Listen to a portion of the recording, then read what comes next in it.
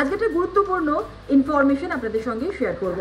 দীঘা, পুরী হোক বা দার্জিলিং, সপ্তাহের শেষের দিকে ছুটিতে প্রায় সকলে চেষ্টা করেন একটু হলে ঘুরে আসতে।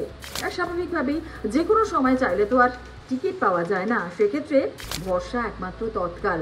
আর এই সুযোগকে কিন্তু কাজে লাগাচ্ছে অসাধু ব্যবসায়ীরা, সেখানে চলে কালোবাজারিও। আর সেই চক্রকে সায়স্তা করতেই তৎকাল টিকিট বুকিংয়ে বদল আনা হয়েছে, একাধিক বদল আনা হয়েছে। আপনাদের বলে রাখি যে যা লাগু হবে কিন্তু আজকে থেকেই। এর মধ্যে মূল হলো IRCTC অ্যাকাউন্টের সঙ্গে লিঙ্ক করতে হবে আধার। নিয়ম কার্যকর হওয়ার আগে জেনে নিন কিছু পদ্ধতি। প্রথমে IRCTCর ওয়েবসাইট অর্থাৎ www.irctc.co.in এ যান। দ্বিতীয়ত, নিজের IRCTC অ্যাকাউন্ট লগ ইন করুন।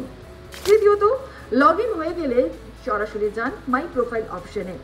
চতুর্থত, সেখানে মিলবে আধার KYC অপশন, সেটি বেছে নিন।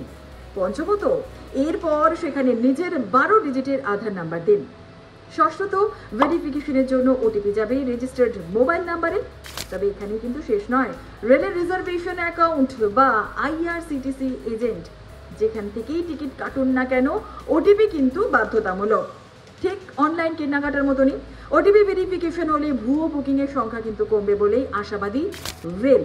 তৎকাল টিকিটের একটি নির্দিষ্ট সময় কিন্তু আছে, প্রত্যেক দিন সকাল 10টা থেকে তৎকাল টিকিট কাটা যায়। আরও একটি গুরুত্বপূর্ণ ইনফরমেশন আপনাদের দিয়ে রাখি, এসির জন্য সময় সকাল 10টা থেকে 11টা, আর নন এসি যদি বুকিং করতে চান তার জন্য সকাল 11টা থেকে বুকিং করতে পারবেন।